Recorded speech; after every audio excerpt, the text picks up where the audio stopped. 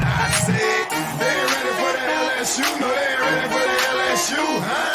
They ain't ready for the LSU. No, they ain't ready for the LSU. We the best in the league if you looking for talent. LSU going hard, but we beat Alabama, then we going out to Florida. Drown the Gators, everybody getting bucked when we step in the stadium. This is the LSU anthem, you know it's a hit. You don't know another rapper two-step like this. See me screaming out the window, yelling purple and gold. I'm an LSU fan, girl, you know how we roll now.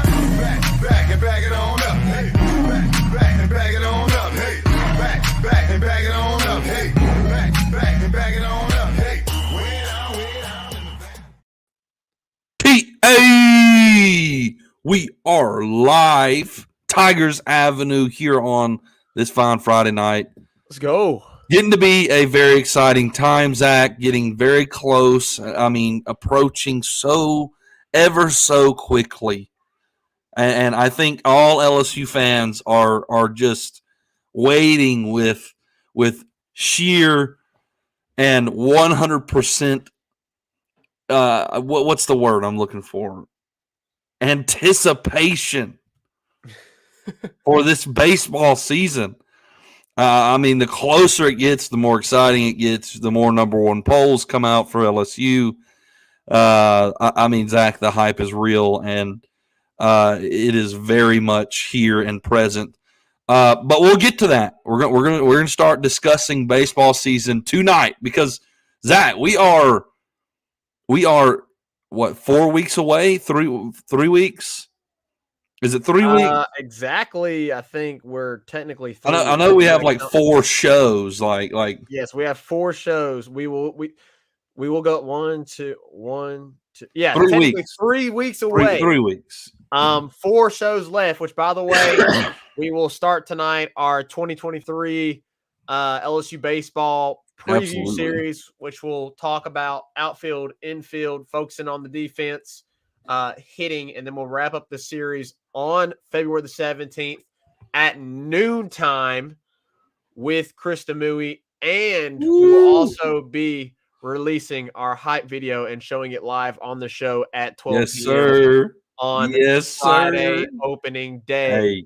Hey, I'm telling y'all right now, I've seen it. I've seen some of the previews. Okay, y'all gonna love this hype video. Y'all gonna love this hype video. It's gonna be amazing. So be tuned for the hype video. I mean, y'all saw what we did. Y'all saw what we did with that football hype video. Y'all seen it. This baseball one, I don't know. It may top it. It might just top it. We'll Peyton, man, all of a sudden Peyton shows back up. I mean, I wonder why. Yes, Peyton, baseball season finally is here. I'm pumped. I know you're pumped. I'm quite interested, Zach. I'm quite interested because I was with Peyton all last year on the Milazzo issue. Yeah. The thing is, just a disclaimer for Zach. I don't even know if I told him beforehand, and for everybody, my throat has steadily been giving out on me, so I will try to mute my microphone as much as I cough. So, we'll make it through though. There is some. I think there could be some competition to see who gets to start at catcher.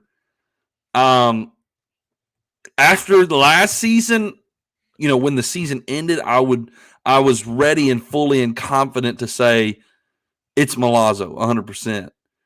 But man, this Brady Neal kid, this Brady Neal freshman, I don't know. I like the experience in the defense. So Peyton, I want to know your input because I know you were very pointed and you were not relinquishing on the fact that Milazzo should have been the catcher all year long last year. And I agree, but obviously he got injured and missed.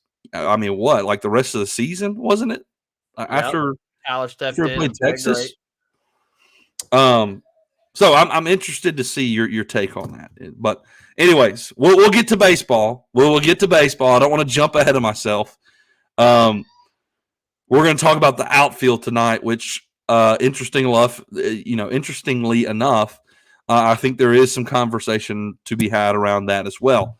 Yeah. Right field. Yeah, right field. Who's going to be? I think we'll get to it. We'll get to it. We're going to jump ahead of ourselves. So, Zach, we got to talk about basketball before we get into the baseball.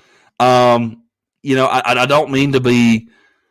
I don't know, Zach. I don't mean to be repetitive or what, but it's like, all right, well, the girls keep winning, and the boys keep losing. So, Zach, we'll start with the men's just because it's the negative side of things. Zach, they've made it through the hardest stretch of their season once the Arkansas game ended. That was by far the hardest stretch of their season. Sure. You have an opportunity at a non-conference game this Saturday against Texas Tech in the Big 12 SEC Challenge, 1 p.m. Can they finally get a win, Zach? I mean, what are we looking? It's in Baton Rouge. So you have home court advantage.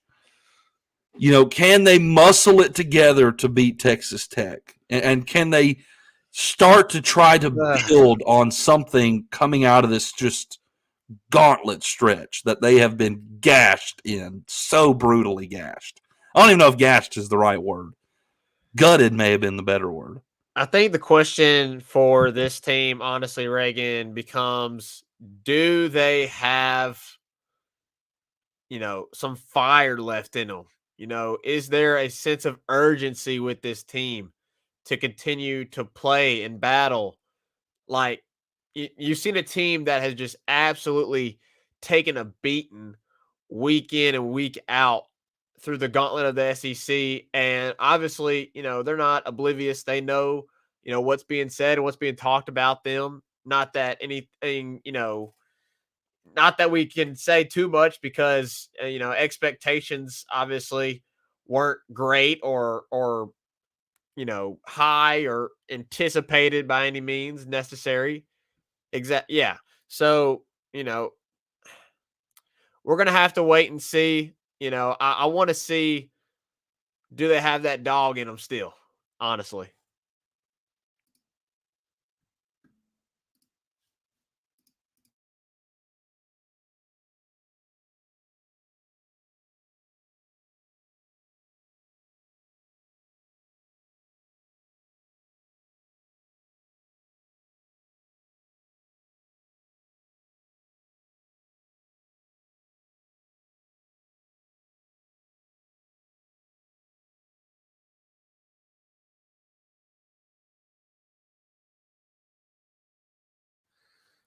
Reagan. My bad. I muted it to cough, and I did not unmute it.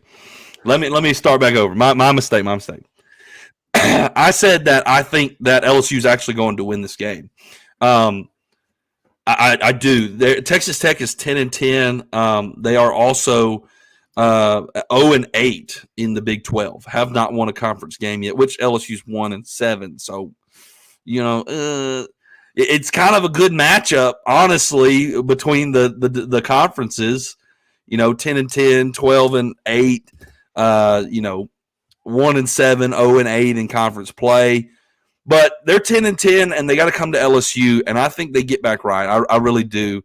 I think that you've seen the worst you're going to see, and I think you are prepared for a 10-10 Texas Tech team. That's a mouthful.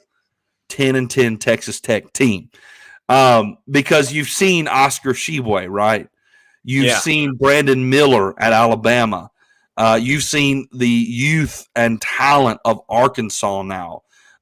You've seen Auburn that has been, great these last two seasons, and you've seen A&M that seems to be on the rise.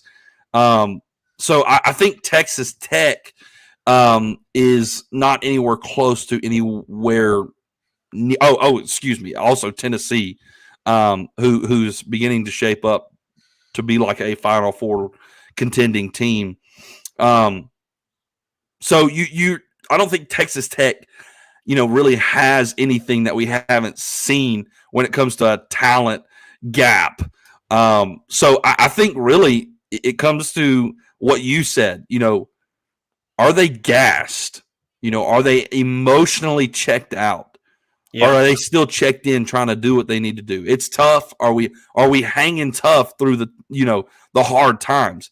Because this is hard times for the basketball team. I mean, it really is. You're year one rough to under watch. Matt McMahon. The dark cloud, is hanging over the program a little bit. And I think when everything is finally settled whenever the NCAA, good freaking gracious, whenever they finally decide to make a decision. By the way, I think it's criminal that it's taken this long. The sun can finally start to crack through upon the program, right? The sin and the filth and wretchedness that has plagued the program will finally be starting to be pulled away, and you've battled through this season that has just been a gauntlet, and the first season after your coach humiliated your program. Maybe they get a win here Saturday. Maybe, just maybe, sometime or another, the NCAA will make a decision, and this program can start turning back around into what it was, which now knowing what it's like, how much do we know about how Will Wade to build the program? Yeah. You know what I mean? Yeah. We got to see how Matt McMahon's going to build this program. Zach, I gotta say, I've seen a lot of bashing of Matt McMahon, and honestly, I think it's got to stop. I get, where we are sucks. Let my people go. I was wondering. Yeah. I was like, man, you got all this Old Testament terminology to describe this basketball program right now. The frogs and all this biblical terminology you're using here on describing the basketball program. Man, yeah, and you know what? The death of the firstborn happened when Will Wade was, excavated and the whole team left. It was like, what do we have left? It was, and then there was a mass exodus. So, anyways, so maybe, just maybe, you get a win this Saturday and you can build off of it now that you're out of this brutal stretch of a schedule. But I think the slandering of Matt McMahon needs to be held in check. I get a coach can be criticized, and I think there is a time. I don't think it's time, guys. I do not think it's time. Homie put together a roster from zero, and I think we are quickly forgetting that. Homie put a roster together from 0 players. 0. I mean, he might have had Parker Edwards still around. Maybe. And so the slander of him, I think, is kind of very premature.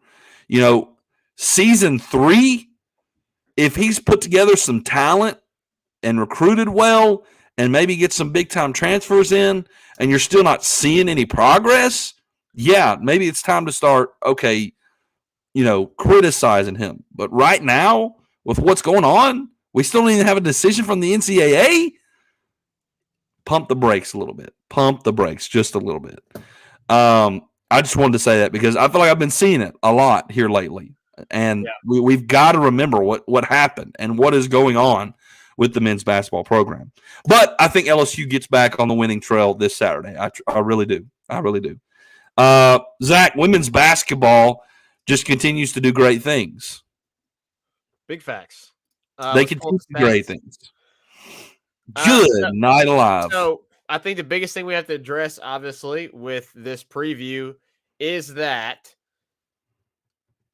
Angel Reese broke the school record for double-doubles, bro. 20 straight. 20! Not long after they put up the statue, bro. Like, it's awesome that when we finally got the opportunity to have the statue, I'm going blank on it's Sylvia Fowles? No. Who do we have to put the statue up of? Simone. Thank you. Simone Augustus. We finally got to put up the statue of Simone Augustus. And we have, in the same year that the statue is put up of Simone Augustus, we have Angel Reese doing what she is doing. An LSU legend in the making. And LSU, yes, and she breaks the school record with 20 with double doubles. I mean, on the night she as had many double doubles as games played. That's incredible. insane. That's incredible. 14 points, 14 rebounds. Wasn't, the big night that she had, but she got the job done. Who did have a big night was our girl Jasmine Carson. She had a really good night, 8 of 14, 20 points. Alexis Morris continues to be really good. Hey, Jasmine hit that 3 right before the buzzer at half. I was like, they were already killing them, and then she pulled it, and I was like, oh no, Right. oh no, and she whacked that mug. I was like, oh, this is brutal. This is what you get, Alabama, for embarrassing our men's team the way you did. You get embarrassed on the opposite side. Yeah. But Alexis Morris, after being put on the bench and coming off the bench, she's back in the starting lineup, and she got 17 points, 7 of 12 shooting. Of course, I don't know how to say it. Do you know how to say it? Last tier Poa? Yeah, I have no idea. Not even gonna try. I'm just gonna say Poa. We just say Poa. I love Poa off the bench. I love watching her off the bench. She plays hard. She had 8 points off the bench. Team overall shot just phenomenal. Field goal percentage was up near 50%. Work on the free throw percentage a little bit, that hovered around 72%. But I mean, overall, that's just being nitpicky. Yeah, they dominated. Look at the minutes by the girls: 33, 33, 32, 34, 28. I mean, they log a lot of minutes, and they're really good. And when you have Kateri Poole, who was single-handedly beat you last year. Yeah, no kidding. You out of the tournament, coming off the bench, you're really deep. I mean, I know we keep talking about it, but we are eventually going to get to this massive matchup between LSU and South Carolina, and I'll tell you what I like. It's the two best teams in the country. It's the two best teams. I'll understand that their starting 5 probably gets an edge over LSU starting 5, but I think overall with depth, I think LSU is better. Depth-wise, coming off the bench, you're better than South Carolina, in my opinion. Dad decided to join the conversation. He said, "Is this girls' team as good as the 2019 football team?" I mean, you gotta wait till this, how it plays out. South Carolina. You gotta wait to see how it plays out. I think the South Carolina matchup is, similar to what the LSU Alabama matchup was in 2019. If you're gonna compare the two teams, LSU has destroyed everybody. Yeah, right. LSU women's basketball has destroyed everybody, and LSU men's basketball, LSU in football in 2019, they destroyed everybody. And then you had a little bit of a close game against Auburn. LSU has had that. They had the close game against Arkansas, right? SEC opponent, quality opponent. LSU football had that. All right. So dad's taking me down a rabbit hole. This is not good. Okay. But who's the team that's been the dynasty, that's been the powerhouse that you had to get past? Alabama. Who's the team that's been the dynasty? They're the best team in all of women's. Still ain't won it yet, though. So I don't know if it's too. I don't know if the comparison's the perfect. But still, South Carolina is that in the SEC. They are that. They've been dominating. They're the similarity there too. If you're going to just compare these two LSU teams, 2019 football to 2023 LSU women's basketball. Yeah. They've got to get over the South Carolina hump. And if they go on the road, just like LSU 29, man, dude, Dad brought up a good conversation here. It could be. LSU football 2019 had to go on the road and defeat that, get that monkey off their back. LSU women's basketball has got to go on the road and get that monkey off their back. If they're able to do that, and then if they're able to cruise their way through the tournament and win the Natty, you got a good question there, Dad. I'm not gonna lie. I'm kind of tired when surrounding the Wooden Award, which goes to the best player. Kind of like y'all know what the Wooden Award is. Like the chick Boston, their center over at Carolina is like ahead essentially of Angel Reese in the Wooden Award, mid-season, whatever watch list, which makes absolutely no sense because Angel Reese has had a double-double every single game. I mean, she is averaging a double-double. Every game she gets a double-double, and she's averaging, like, I think 11 more points a game more than Boston. So how in the world is Chick, like, ahead of her in the Wooden conversation when she has more double-doubles and has 11 more points per game than her? It don't make sense. Boston's averaging like 12 points a game. I'm correct me if I'm wrong. I'm pretty sure Angel Reese is averaging 23 points a game. Yeah, she's averaging a lot. Let's see. Let's just go see. Like, it don't make any sense. Like, the fact that she's kind of ahead. She is averaging. Let's see. Oh, I don't think I can see it on. I can't see it on. May not be able to, but how is anyway? I saw it the other day. They popped it up like the Wooden Award, watch list, and Boston was the first one listed. And I'm like, you got to be kidding me! Like, Angel Reese ain't nobody doing what Angel Reese been doing. No. Nobody. She is averaging 23.7 points per game, 15.5 rebounds per game. She is shooting at over 56% and averages 2.5 assists per game. Not even close. So who's this girl? Where she play? She's South Carolina. South Carolina. Oh, South Carolina. Okay. I can't remember her first name, but I know her last name is Boston. Okay, but she's been there for a while, and she's been like their chick. Carolina, let's be honest. You said what now? It's just because she goes to South Carolina. Yeah, probably so. But she's kind of been their it player. Like, she's been their Angel Reese for the last season and this season. So, like, she's been there a minute. But I mean, when you go off of what Angel Reese is doing, it's better than what she's done this season. So, anyway, bro, hold on. I got to pull this up. What's her name? Wooden? She plays for South Carolina. No. Boston. Wooden. It's the Wooden Award. Oh, I'm sorry, Boston. Yeah. Oh my gosh, it's not even close. Exactly. 12.7 points per game. She's not even averaging a double-double. 9.7 points, rebounds per game, assists 1.7. Now she is shooting at a higher percentage. But that don't matter.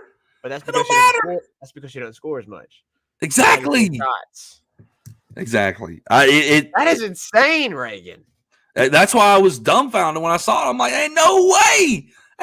She's ahead of her. It's a voter's decision. Like, I'm sure, like, I understand why, like, if it's an odds thing right now, I understand why, like, she would have the favorite. Like, I understand that. They're both undefeated. If it's a voting decision, dude, you can't tell me people, like, the voters are not going to vote for Angel Reese. If they do, exactly. It's rigged.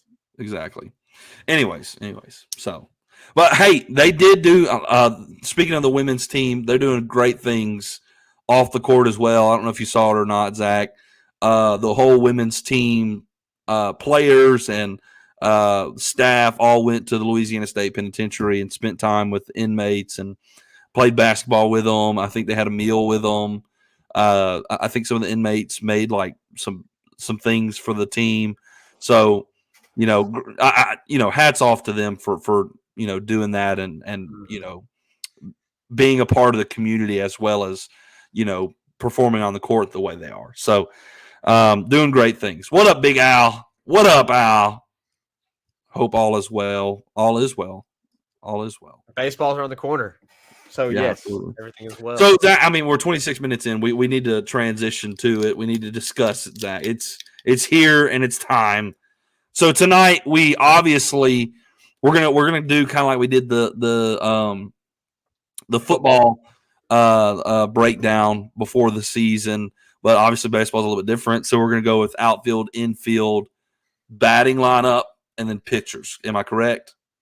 Outfield, infield, batting lineup, pitching. Yep. And for those of us that have now joined, just to reiterate this from the beginning of the show, on Friday the 17th, opening day, we will be going live at noon. And we will also be joined by Chris Demouy, former LSU pitcher from 97 championship. And we also will be releasing our 2023 LSU hype video that features Chris Demouy, narrated by Chris Demouy. Absolutely. Gonna be exciting. Gonna be exciting.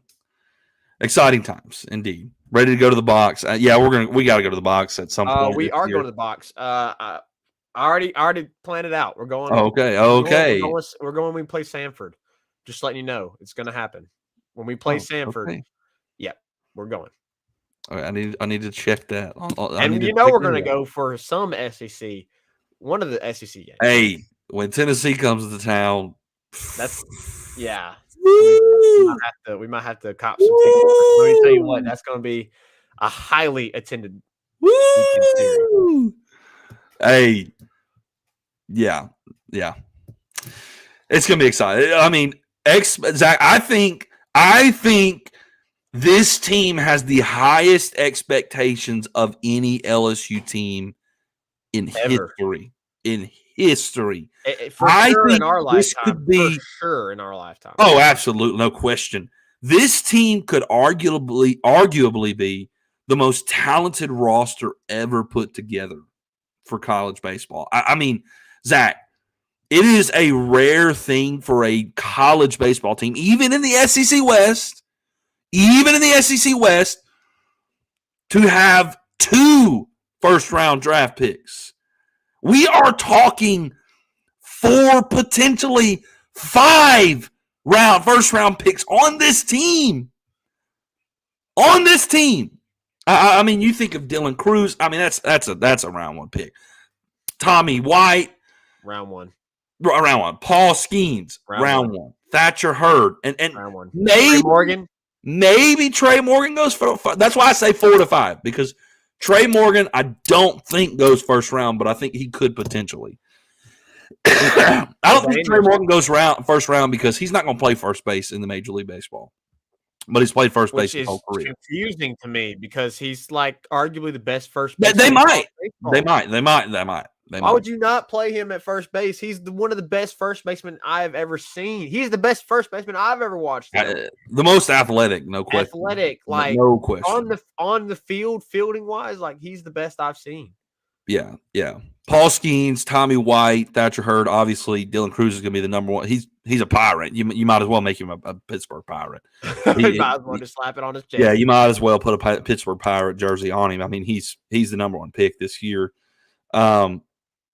The fact that you got him on this, anyway, the fact that he's playing college baseball blows my mind. And we got 3 years of Dylan Cruz is absolutely amazing. Enjoy it while it lasts because it's over. This is the last ride. So this expectation is through the moon for this team. Uberly talented guys. These first round guys are not just it. I mean, there's guys behind them. But tonight we're talking the outfield, Zach. So you got 3 positions in the outfield: center, left, right, obviously. Ooh. And you got to decide. 2 of them are locked down. Okay, so we need to determine, Zach, is this day 1? Is this opening day lineup? Is this what we're discussing? Yes. Opening day, right? Because everybody wants to know, who do you believe is going to be the starting lineup opening day? Not finishing opening day. I think me and you would agree that 2 of them are absolutely locked down. Yes. And that one of the position, let's just be honest, right field's open. Left field is locked down by Josh Pearson. Yep. And center field is locked down by Dylan Cruz. Now, could Josh go over to right, and they put somebody in left? Yes, for sure. But Josh Pearson is an outfielder. Yeah. For sure, whether it's a left or right. And Dylan Cruz is your center fielder, period. No question. So who is going to be opposite of Josh, whether he's in left or right? I think Josh is going to play left. He might play right, but who is going to be opposite of him? Reagan, I'll let you go first. Who are some guys that are vying for that spot? I think we'll probably agree here, but I think we need to both ultimately make a decision. Well, here's the deal, okay? You got returning guys, and you have incoming freshmen that are vying for the spot. Correct. The 2 returning guys are Josh Stevenson and Braden Jobert. Yes. Those are your 2 guys that will vie for that other spot.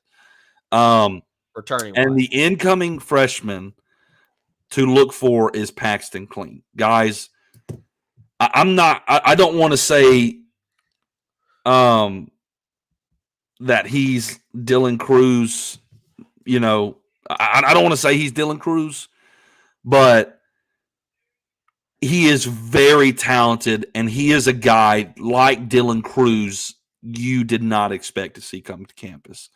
Correct. Number one player in the state of Pennsylvania, a uberly talented outfielder, and can swing the bat really well. That being said, he's got guys who have played the position already for this team. So it's going to be interesting to see how it plays out.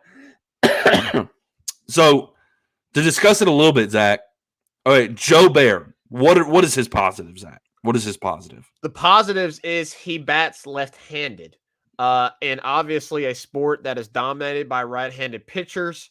You can have him in right field or put him at DH, right? And I guess we'll discuss more of that when we get into the hitting lineup. Yeah. But, you know, if he's in right, you can throw him in there, and he's a left-handed hitter that can go against a right-handed pitcher. Right. I honestly think, you know, with the outfield situation, it could depend on who's pitching. You know, they could switch guys in and out depending on who's pitching on the bump for the opponent. So yeah, I think the biggest upside for Braden, the biggest positive, is he can swing the bat. He's got power. He had, I think it was 18 or 19 home runs this past season. We remember series like Florida. We remember series like Vanderbilt, where, I mean, he just popped off. I mean, he basically won you the Florida series. Yeah. And he played a massive role in the Vanderbilt series as well. So, like, Braden's going to play. He is going to play. How much does he play? I don't know. I would love to see for Braden to take a step up defensively, because he definitely had his struggles defensively. You know, off the bat, ball off the bat, Braden's not the best. Let's be honest. Yeah. You know, and he kind of looks a little clunky out there a little bit, you know, when we watched him last season. Had they cleaned that up with him, you know, obviously fielding, you know, and we'll get into that, but, you know, more when we talk about the infield. But with the outfield too, right field struggled last year fielding wise. That was part of the issues with errors and just bad played balls was in right field. So, and part of that was due to Braden. He's going to have to clean that up if he wants to consistently be in the lineup. So that's exactly what I wanted to hear. When it comes to the defense, Braden, Zach, I will be a little bit more harsh. Braden was bad. It was just bad. He does not belong in the outfield. For that reason, and I will agree, he's more of a DH. For that reason, he is not the starting outfielder in left or right, whichever it may be. He is not. He is off the list there. So it comes down to Josh Stevenson and Paxton Clean. Here's the thing, though, Reagan. I'm going to add another name. He's played outfield in the past 3 years. He has played outfield for LSU quite a bit. And that's Gavin Dugas. It could be. He is listed on their roster as outfield, infield, and I understand that a lot of people are looking at him for second, and we got a little bit of information on second today. We'll discuss that more next week on who's vying for that spot. But when you have a lot of guys vying for that spot and you have a lot of guys vying for the outfield position, I definitely think you cannot forget Gavin Dugas when it comes to the outfield. Yeah. I think you make a good point. But I don't think ultimately he's in the running for it. Ultimately.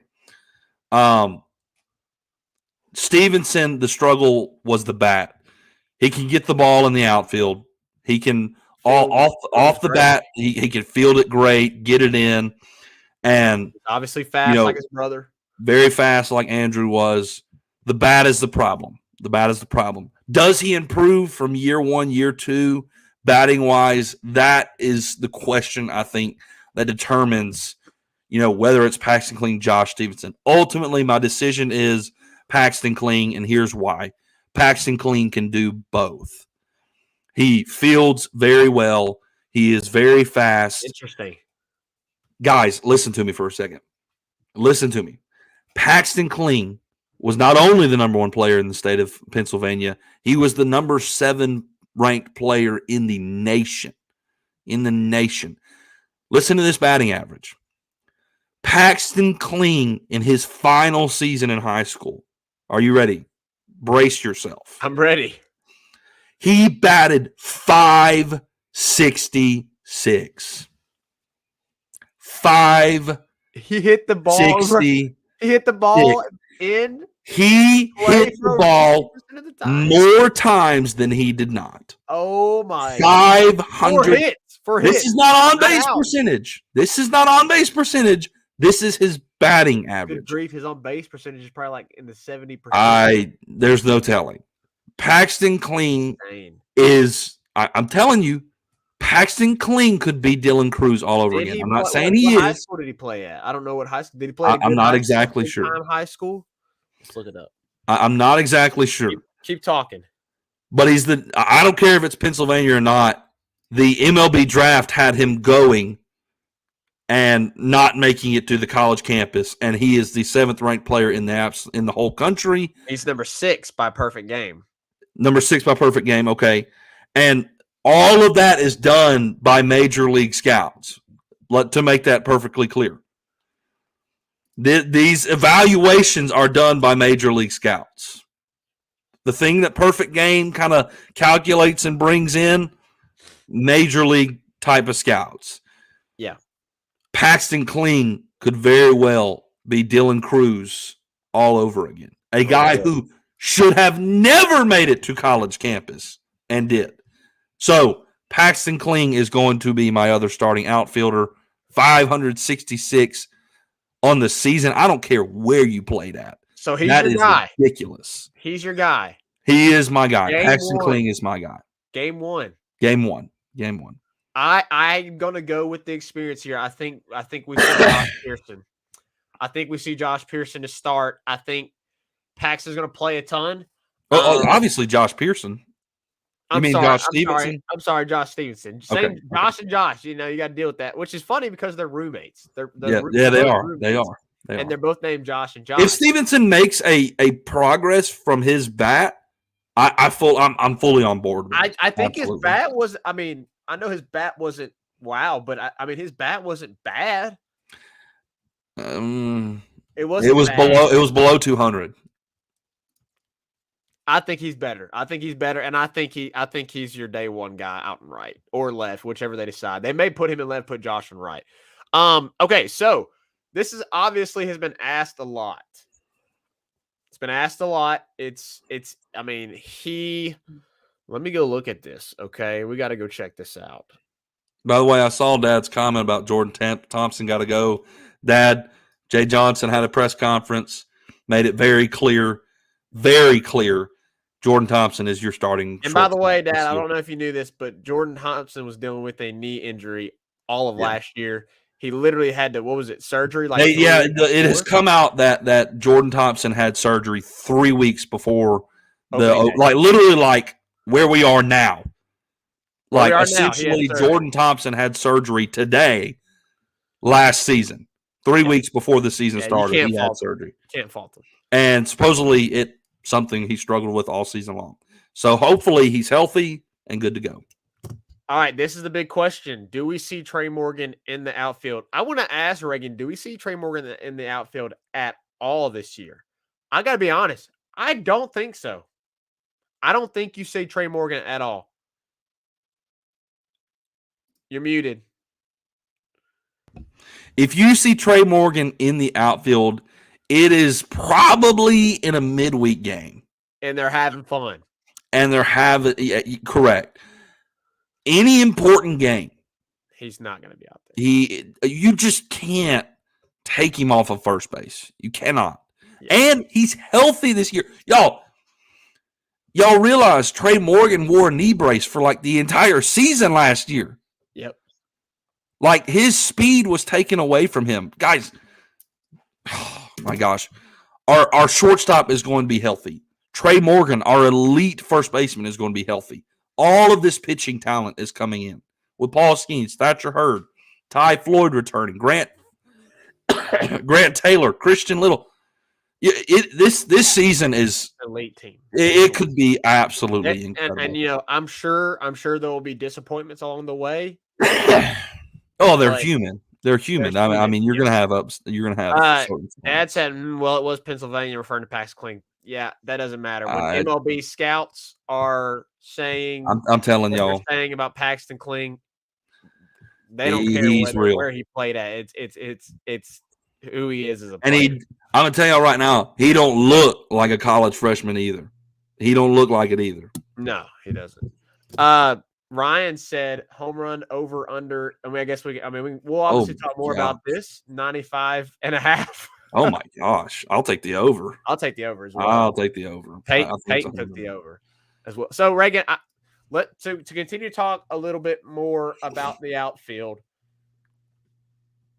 I think we can probably both agree that Braden Jobert is your best offensive weapon there. Now, we have to wait and see what Paxton does. You mean in the one open position? Because Dylan Cruz is better. Obviously. Okay. Yes, in the open position. We're not talking in the open position in outfield. Yes. Braden Jobert, I think, is offensively right now, because Paxton we'll see what Paxton does. But offensively, home run threat, Braden is that dude. Defensively, I think it is Josh Stevenson. Yeah. He's fast, he's quick. But like you said, Reagan, with Paxton Kling, he's got it both. You get the best of both worlds.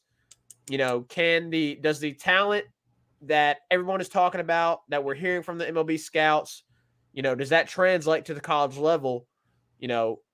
We'll see. But like in college, in baseball, typically that yes. It's a lot different than college football. Like in baseball, when they say this guy is a first round talent and he's really, really, really, really good. Typically pans out. They typically pan out. In college baseball, a lot more than I would also say though, I think Jobert is more. I think he's the power. I think he is the more power threat. I wouldn't need. Yes, offensive explosion. Yeah, Braden. The consistency is shaky sometimes. It's shaky. He went through a slump last year, but I'm not saying he can't make corrections because you and me discussed it a lot. He has a big gap in his swing, and when he swung and missed, it was the same pitch, the same over and over. And he could not break out of that slump because I think pitchers knew how to pitch him. Can he make corrections? We'll see. I mean, he had 18 home runs, bro. Oh, yeah. I mean, he's got the power. Absolutely. I mean, guys, there was a period in time, Zach, he was the hottest player in college baseball. He hit 6 home runs in a matter of 5 games. Like, he was the hottest player in college baseball. Correct. Here's the good thing. I know it's really a luxury of riches. It really is. Absolutely. Pick your poison. Do you want a guy that fielding not that great, but can hit the cover off the ball and can change the game in a heartbeat? Or do you want the guy that nothing's going to get past him and the hitting may be there? We'll see. Or do you want the young talent that could end up taking the job over both of those options? Yeah. That's a luxury of riches that LSU has in the outfield.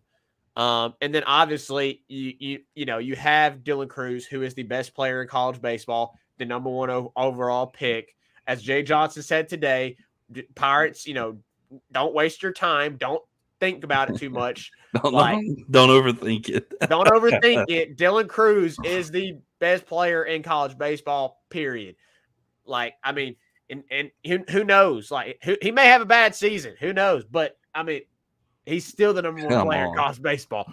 It don't matter. And then Josh Pearson, a freshman that really came on strong last year and was, he was, a starter by the end of the season. He took the job and ran with it. And he has done that, and fully expect him to be out there day one. Those two guys, they have those positions on lock. Do you think Josh goes in left or goes in right? I know that's been contemplated. I think I think he's in right. I think he's in right. You think he's in right? That's where he played most last year, right? It wasn't it. He played a lot of left. Or he started right. He started right field because they were trying to find. At the end of the season, he was left. He was in left. He was full-time left. Okay, yeah. I think he's left then, or I don't know. Ryan says. I don't know. Ryan says he goes to right. I think he is right. If you start Josh, you put Josh in left. Josh Stevenson. I gotta clarify because there's two. Yeah, Stevenson. If you start Stevenson, I think you put him in left because Stevenson's got the speed. Obviously, left field is the hot side of the field. With center roaming, and then right, you're less likely than obviously both those spots to get a ball hit to you. Yeah. So I think you put your most talented defensive player in left. Yeah. And correct. And that would be Josh Stevenson.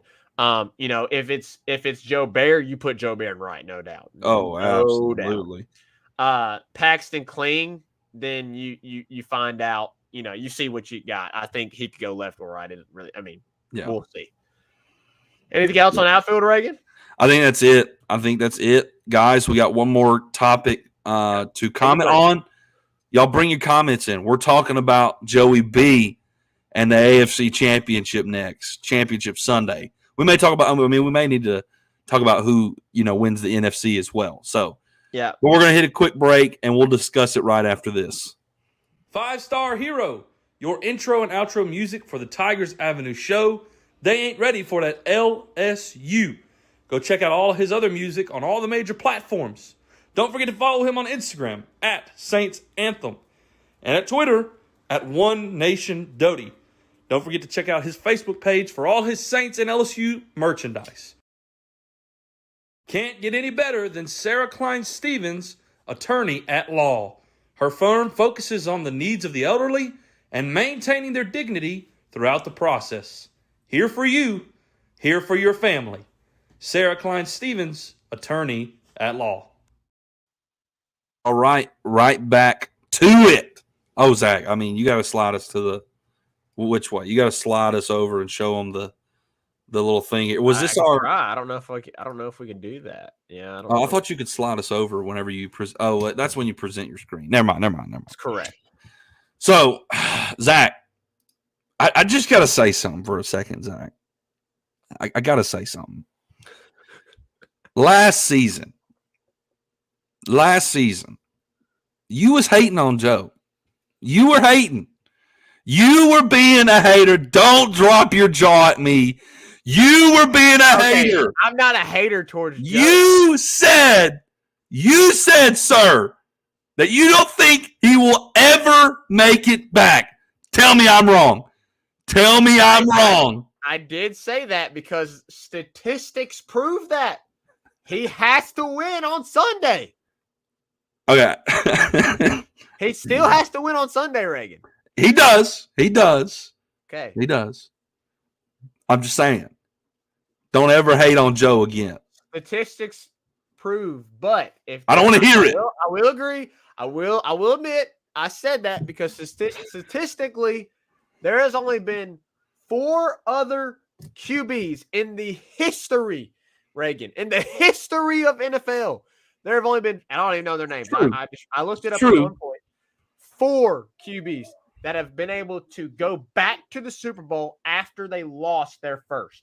After they went for the very first time and lost. Not many QBs go for the first time, lose, and then make it back. But what are we talking about? But if someone's going to be the 5th QB, it's going to be freaking Joe Burrow. It's going to be freaking Joe Burrow. We can agree there. So Zeke's getting a bag of muffins, so I'll just make it. I just want some fruit snacks. Okay, go back and play. Hey, Zeke needs to give us a good Joey B, hoorah. Well, he just dipped.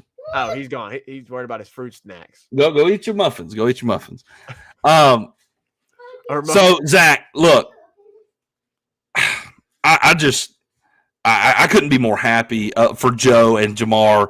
I am super. I just gotta be honest. I'm fully in on the Cincinnati Bengals. I could care less about the New Orleans Saints. I don't care.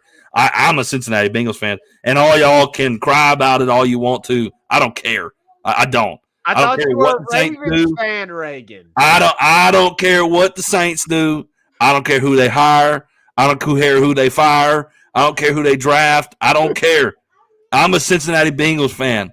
Why? Because the greatest LSU player of all time plays there, and arguably maybe the greatest receiver in LSU history. Hey, so I saw a tweet that you commented on. You want to care to enlighten us about that? Yeah. Barstool Sports need to watch their mouth.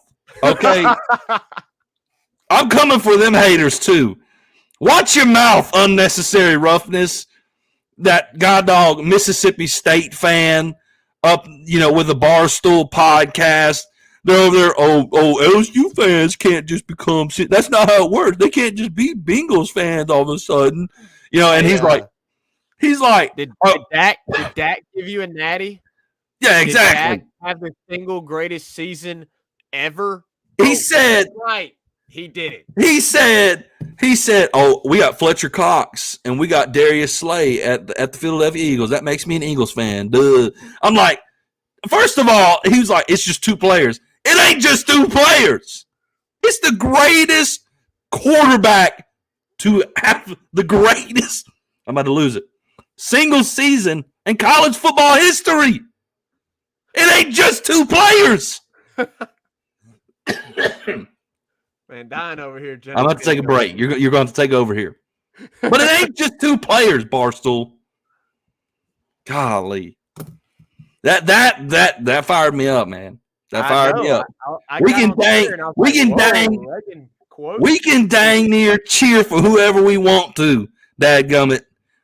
And when Joe Burrow marches into Arrowhead on Sunday and beats Patrick Mahomes for the fourth time, 4-0, and goes back to the Super Bowl, we need to stop having a conversation about who's better between Joe and Josh Allen.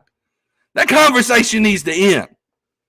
What needs to begin is the conversation that Joe Burrow is the best quarterback in the freaking league.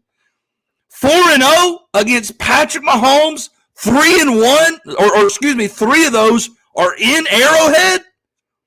Back-to-back years for the AFC Championship to the Super Bowl. If he does it Sunday, you better believe I'm going to be screaming it from the rooftops.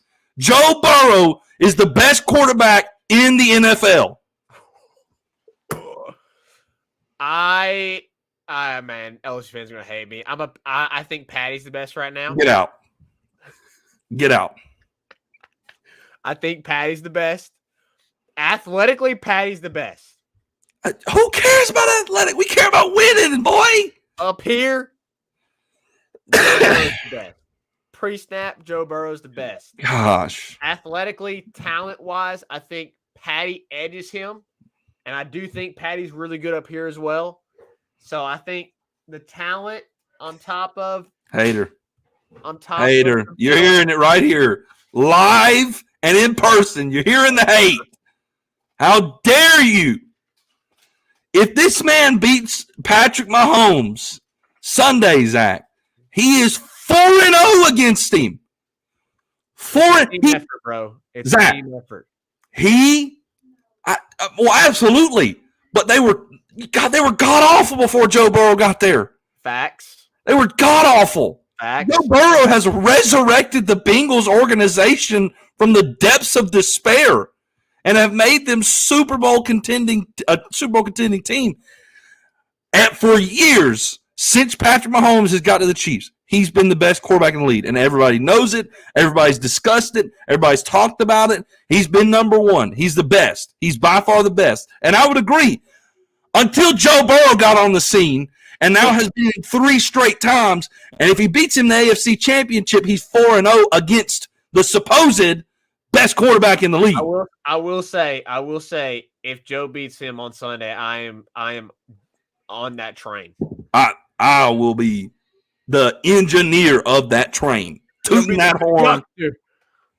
Oh, the conductor of that train. I'll be tooting that horn to kingdom come. Oh, goodness. Anyway, we haven't even talked about nothing, Zach. Zach, who you think's going to win? Who you think's going to win? I honestly don't know. I honestly don't know. I think, like, as y'all know, I'm the more pessimistic one on the show. I understand. Listen, I want Cincinnati to win. I believe Cincinnati can win. I believe Joey B is that dude, and he can beat. He is Patty's daddy, and can beat them and go 4-0 against them. But I know that the Chiefs are going to be going all out to finally end. I know Patty's going to be going all out to end this narrative about Joe Burrow, and I know that the Chiefs are going to go all out to end this narrative that Cincinnati is, on top of the AFC and right. the team. It's going to be a battle. I do not think this is going to be a Bills, Bengals situation, like last week. Now, let me tell you something, Reagan. If the Bengals go in there and they beat them like they did the Bills. Shoot. Yes. Shoot. Joe Burrow is daddy. He is number one quarterback in the NFL. No question. And yes, the Bengals are the best team in the AFC, and they need to start next season. When you get there, you need to start going, oh, yeah, Bengals. They're preseason favorites for winning the AFC. Like, you got to give them the respect they deserve. The last 2 years, it's been, Bills, Chiefs, Bills, Chiefs, Bills, Chiefs. And all the Bengals have done is every time they played them teams, they beat them. Yep. So I'm going for the Bengals. I legit cannot give you a prediction. I do not know. Wow. I do not know. I honestly have no clue. I've been thinking about it. I've been trying to, usually go, yeah, this is the way I feel, like this is the way I kind of feel like it's going to go. I don't know. I have no clue. I honestly, with all honesty, I have no clue. I think it's going to be a battle. If I had to give someone the edge, I would give it to the Bengals. Okay. I genuinely, I'm not just trying to toot the horn or whatever. Maybe I am. I honestly believe that the Bengals are going to win by a touchdown or more. Here's the problem. I will say, here's the big problem. Then you can continue your statement. Go ahead. The Bengals announced today that they will be down 2 starting offensive linemen. They were down 3. They were down 3 against the Bills. Jonah Williams and Alice Kappa are ruled out for Sunday. Well, they were down 3 against the Bills, and I would say the Bills obviously has been out for the season as well. The Bills has a better defensive line than the Chiefs do, and they had 3 against the Bills out. And they dominated them. They dominated them. The O-line has been criticized for quite some time these past 2 seasons, and they deserve their due. They kicked tail on last Sunday. I will say in the Bills game, they kicked tail. They dominated the line of scrimmage the entire game. Absolutely. You heard Tony Romo say it like in the third quarter, early in the third quarter. Like, who was the other commentator? I'm going blank. The other commentator, asked Tony Romo basically for an assessment of what was going on in the game. And Tony Romo was like, quite frankly, the Cincinnati Bengals are dominating the Bills' defensive line. And he literally said, I do not see a change in the outcome unless the Bills' defensive line can get pressure and change the narrative of what's going on right now. And they didn't. Yeah. The Bengals' offensive line continued to dominate the rest of the way. This is going to be a shock to you. Here's why the Bengals win. Okay. Number 1, I don't think the Chiefs' defense is that good. They're not that good. The Chiefs' defense is not that good. Their offense, Bills' defense is better than the Chiefs' defense, and Joe Burrow then went right down the field on them. Absolutely. I 100% agree. The Bengals' defense is the difference in the game, though. I think because the Chiefs' defense is not that good, they're going to put up points. Yeah. But I think the Bengals defense gets it done. Last week to go to Buffalo In and the snow. hold Josh Allen to 1 touchdown in the first half. Insane. 10 points in total was huge. They are not getting enough credit. The only person on that defense that don't get credit is Eli Apple because he's trash and he needs to leave. That is the one person on the Bengals I will not defend. He's awful. Stop talking all the trash on Twitter. Shut your mouth. I understand. You're terrible. I understand the hate for Eli Apple, but if you go look at his stats, he's shut it down. Bro, oh my gosh. That dude got dusted on that double move at the first round, and then he darn near got burnt on the double move against the Buffalo Bills. If his stats may be better than what they think, but that dude loves to get burnt. He loves to make a mistake. Anyways, I also think his trash talking, his Twitter is unwarranted. If anybody should be trash talking on Twitter, it's Joe Burrow, Jamar Chase, Cam Taylor-Britt, DJ Reader, Sam Hubbard, Trey Hendrickson. Like, Eli Apple ain't the one. Jesse Bates, anybody. Jesse Bates is that dude. Jesse Bates and Mike Hilton. Mike Hilton, Jesse Bates are cold. We're We're missing our best DB. Yep. Awuzie is not in. He's your best DB. Cam Taylor-Britt stepped up and played really well and got the interception to seal the game. The Bengals defense is the difference in this game because I think the Bengals are going to easily put up points, and I think it's going to be a lot harder for the Chiefs to score against the Bengals defense than it is for the Bengals to score against the Chiefs defense. So I think ultimately they do win, and I think they have a far better chance to win the Super Bowl this year than they did last year.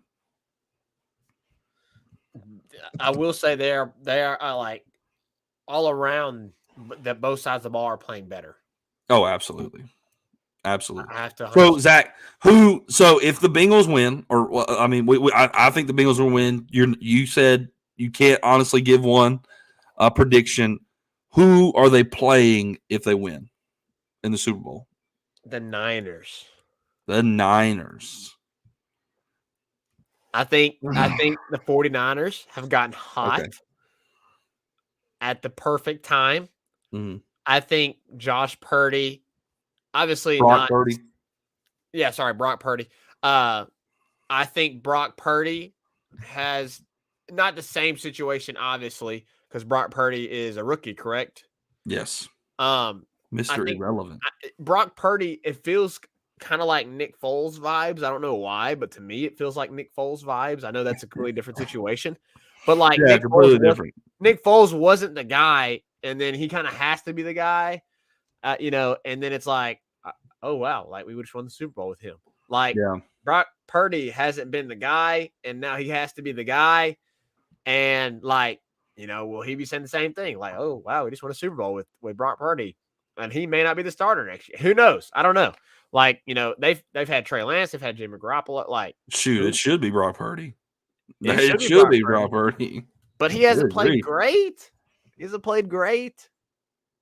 What? Reagan, he hasn't played great. What? Verdict's still out for me on Brock Purdy. I'm just saying.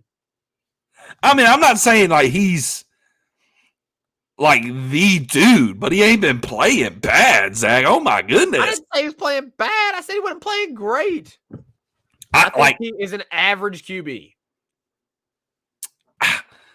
I think I will say, I mean, he benefits from a very stacked offense. I mean, Christian McCaffrey, Debo, very much so.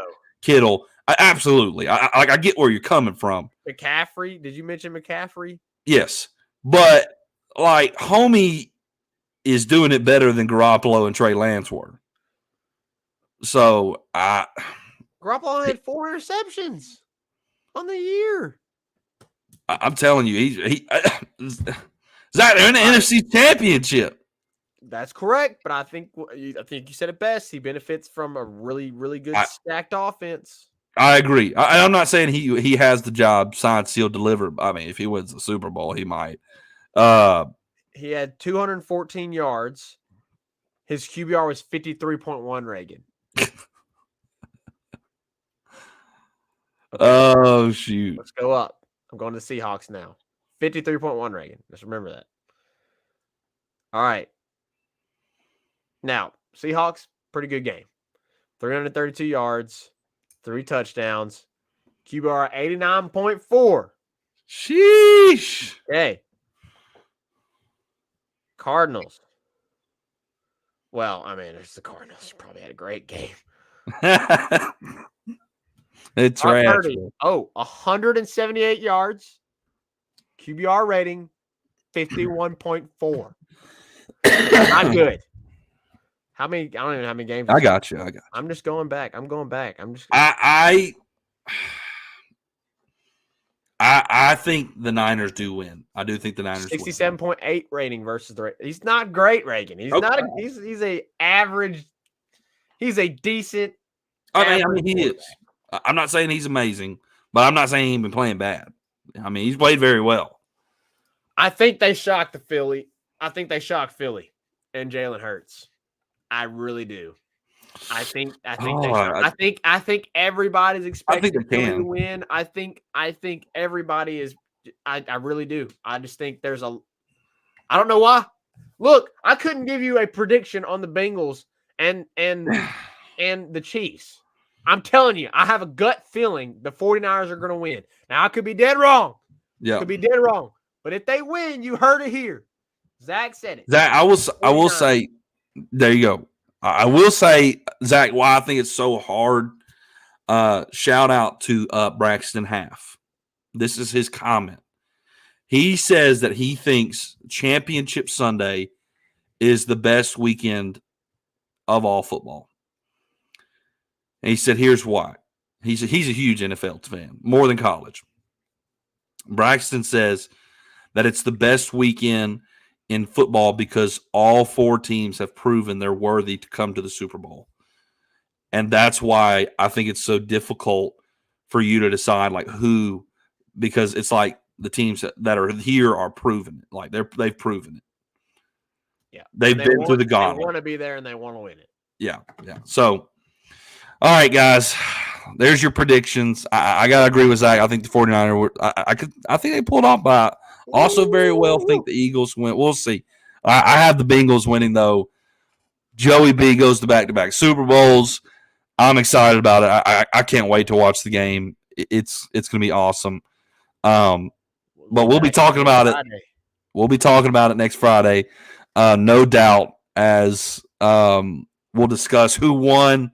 And we need to talk about the Super Bowl a little bit, obviously, Zach. So, all right, guys, we need to take one last quick break, and we'll come back and we'll wrap the show up right after this.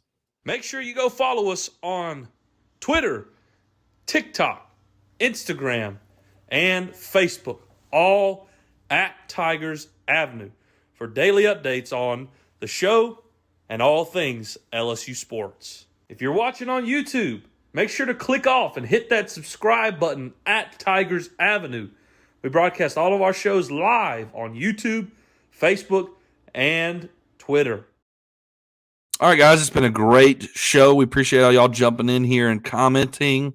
I'm rocking with Purdy. All right, Ryan. He's got Purdy in the Niners. Niners 31-29. I like it. I'm feeling it. He's right, though. The Niners defense is stout. Patty needs more State Farm discounts.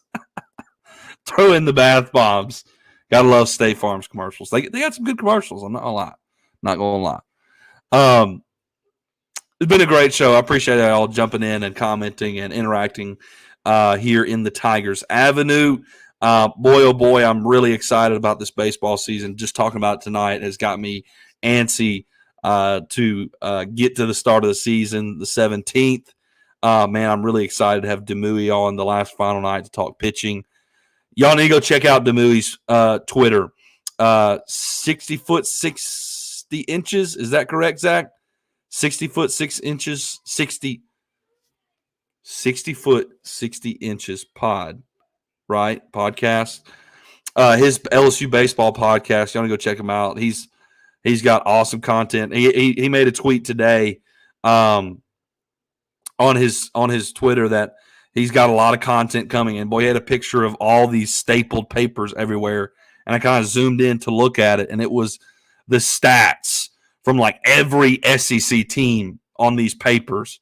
So y'all go check him out. Show him some love.